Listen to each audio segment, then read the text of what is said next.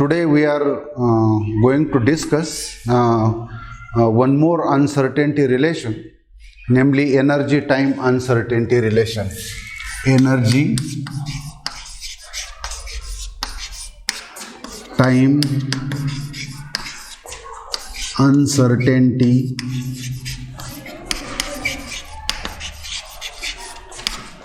relation.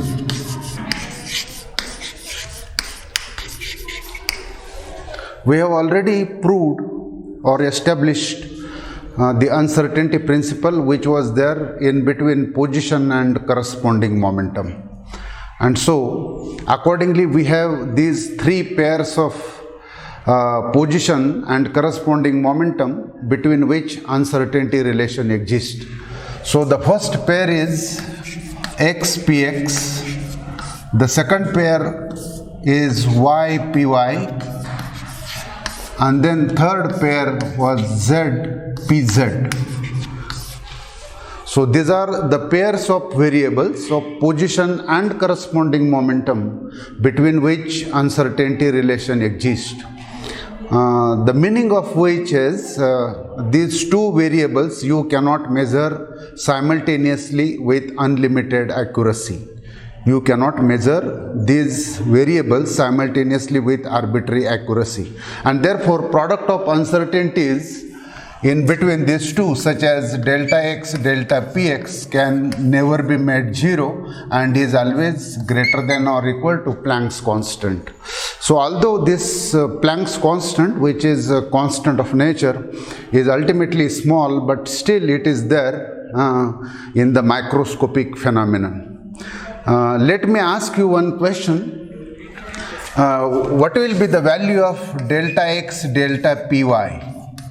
So this is the pair or the product of, this is the pair of position and momentum which does not correspond to it. We are measuring x position and y momentum. What will be the value of this uncertainty product? The answer is 0. Answer is 0.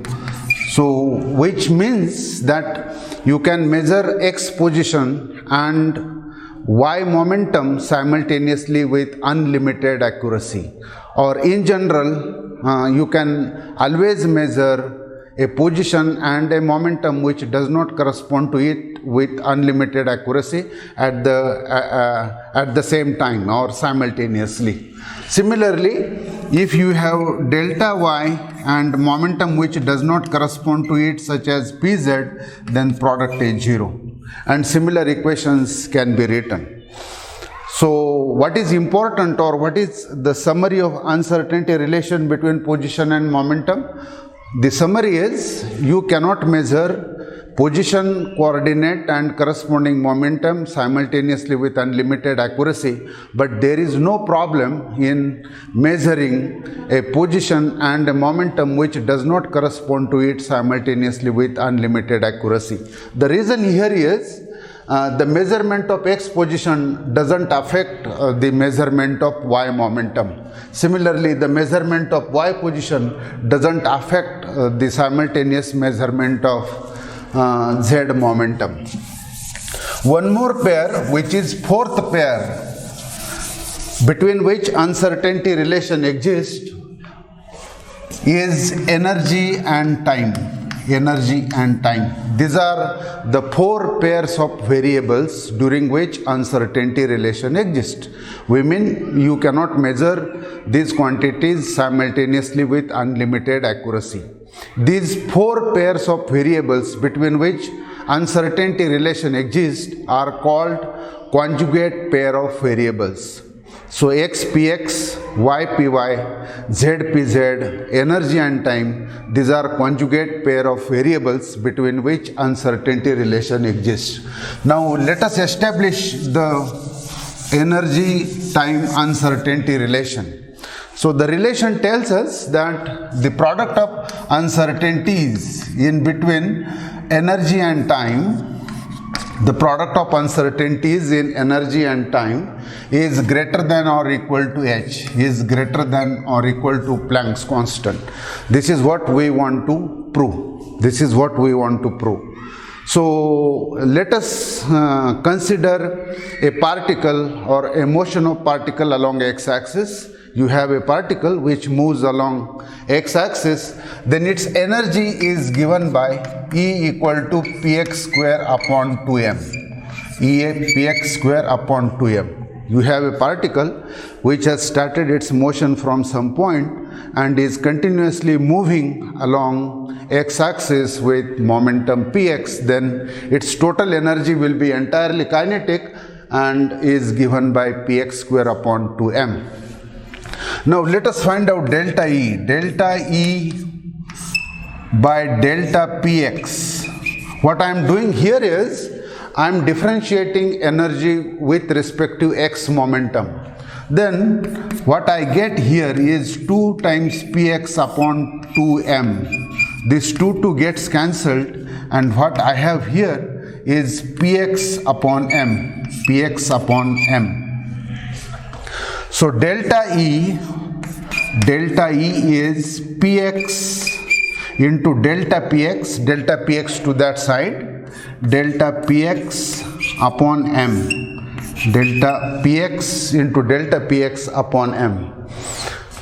This particular px can be written as mass times X velocity, mvx, into error in the measurement of x momentum, namely delta px, divided by m. Mm gets cancelled, and this is what we get, vx into delta px. So delta E is Vx times delta Px. Vx times delta Px. Now the next thing which I am going to do is this. I am multiplying both sides by delta T, uncertainty in time. Delta E into delta T equal to Vx can be written as delta x upon delta T, change in position with respect to change in time, multiplied by delta px, multiplied by delta px. Okay, delta px. Now this delta x, delta px, Vx can be written as Vx can be written as Vx into delta T equal to delta x, delta E into delta T, this delta x and delta px is h, delta E into delta T is h. So mvx, this must be written as mvx and then delta px. Okay, then delta E, delta T, delta E into delta T, and this becomes Vx has been written as 1 minute, mvx into delta px upon m. So delta E is Vx into delta px, delta E into delta T is Vx into delta T, Vx into delta T, delta x, Vx into delta px, Vx into delta px, delta E delta T is Vx times delta T delta px. So I have committed a mistake here, since I am multiplying both the sides by delta T, Vx here and then delta px multiplied by delta T. Now this delta x can be written as delta x upon delta T multiplied by delta px into delta T. This delta T gets cancelled, and we are left with the product of uncertainties of position and corresponding momentum, and delta x, delta px, whose value is of the order of Planck's constant h. Okay, and this implies that the product of uncertainties of energy into time is of the order of h. In general, when you consider when you consider all the errors that are encountered in the simultaneous measurement, the product is always greater than or equal to h, greater than or equal to h, and this is what we wanted to establish. So this is the equation which tells us that you cannot measure energy and time simultaneously with unlimited accuracy. There will be always uncertainty or error in the simultaneous measurement of these quantities, and product of which will be generally greater than or equal to Planck's constant.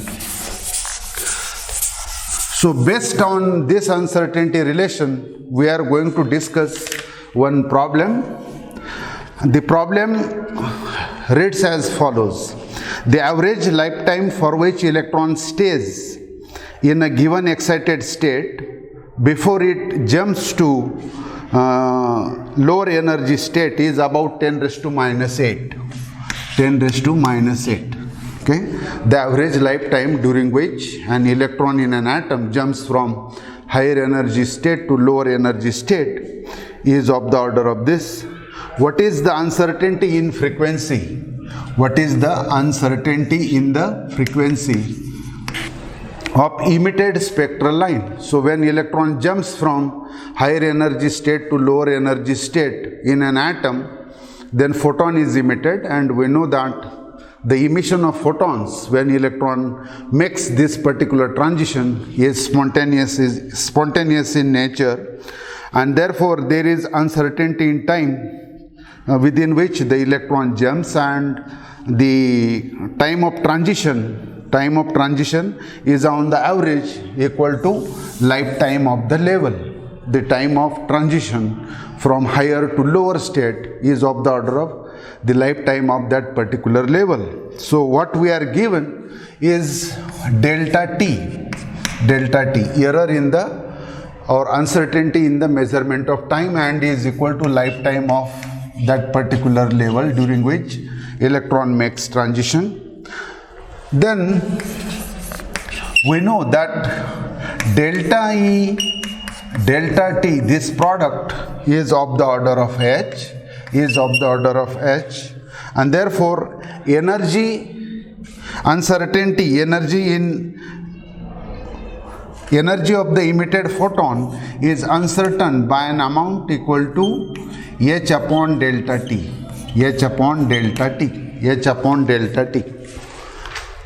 Now, since E is h nu, I am writing this as H delta nu. Uncertainty in the energy or error in the measurement of energy is due to measurement in the frequency of emitted photon, and H delta nu. This is nearly equal to H upon delta T. H get cancels, and we have got this expression for uncertainty in the frequency of emitted spectral line. Delta nu is 1 over delta T.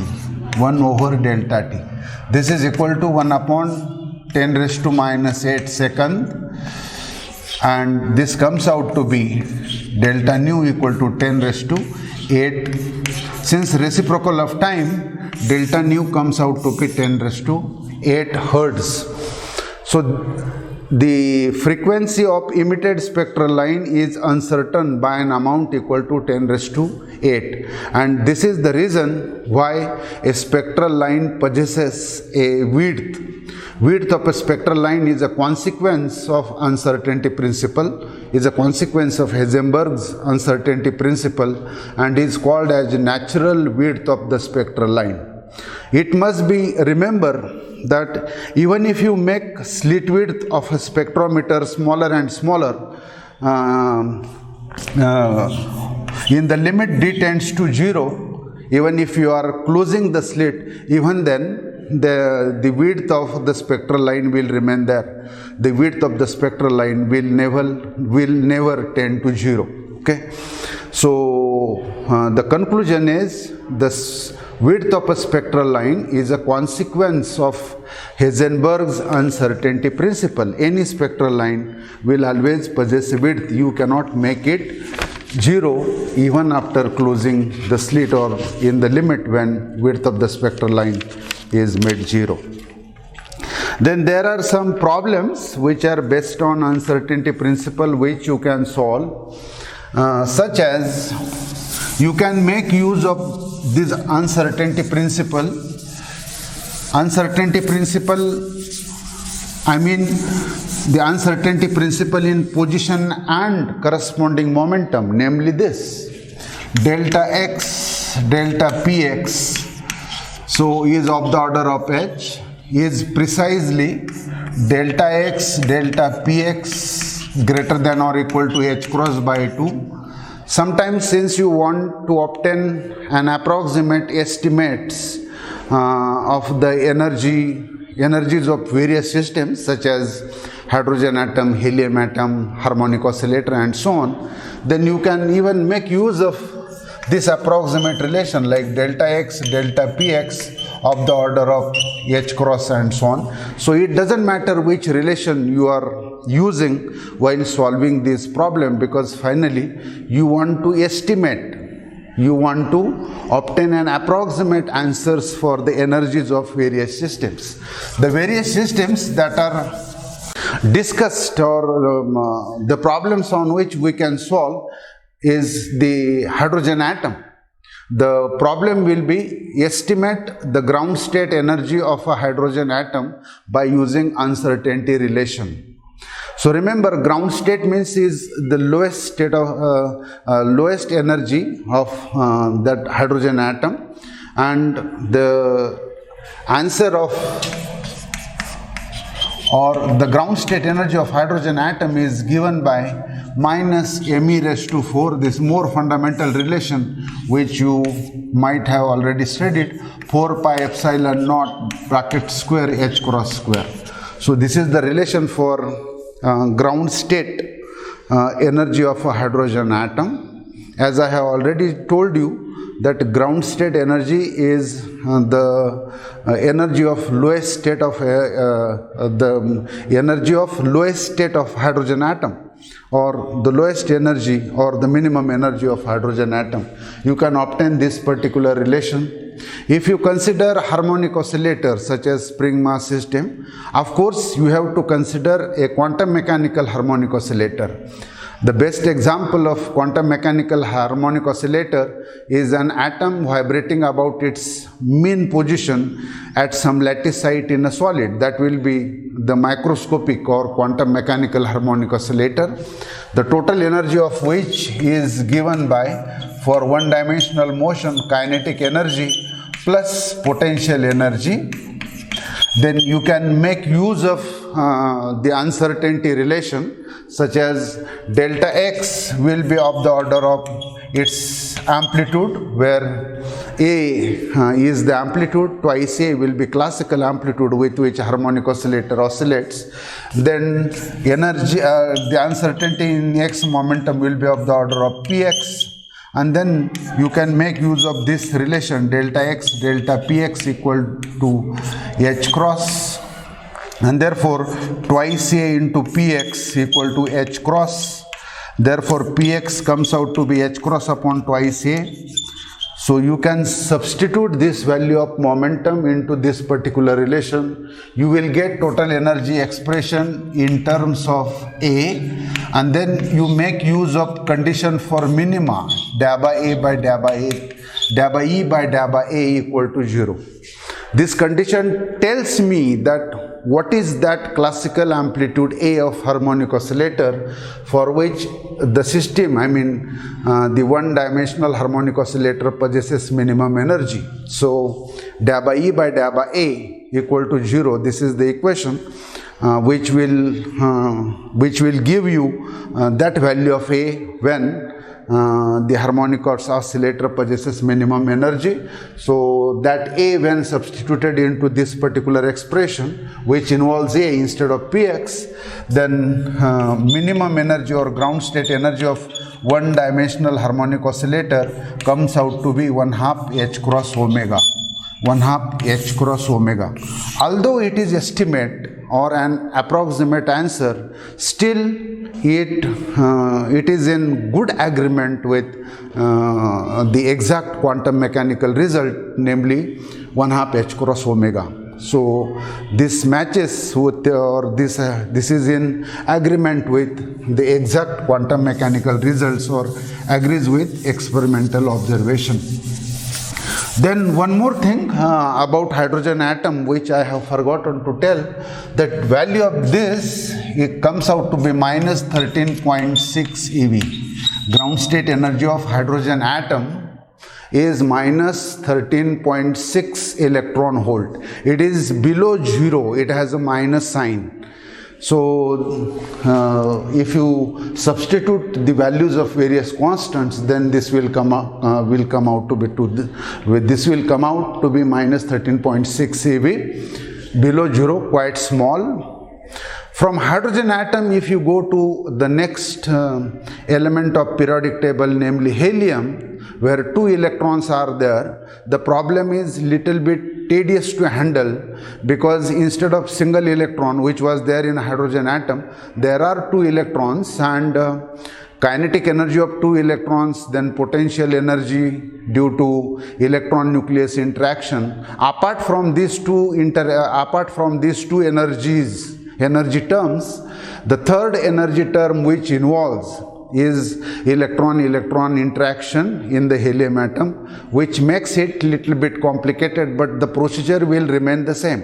Write total energy equation, then make use of uncertainty relation, then replace momentum by A, by the value of the average distance of an electron from the center of the nucleus, and so on. Make use of that condition for minima, da by E by da by A equal to 0, find out A, resubstitute that and get the answer. So let me tell you that for helium atom, the ground state energy, or lowest state energy, minimum energy of helium atom comes out to be minus 83.3 electron volt. It is still much below the hydrogen atom. So these are the 3 problems which are very important, which are the applications of uncertainty principle. You can make use of uncertainty principle to find out ground state energy of hydrogen atom, harmonic oscillator, and the helium atom, and the answers are in good agreement with experimental results or exact theoretical results. So here ends our first chapter of quantum mechanics. Next time we will discuss the second chapter, namely Schrodinger's wave equation. So let us stop here.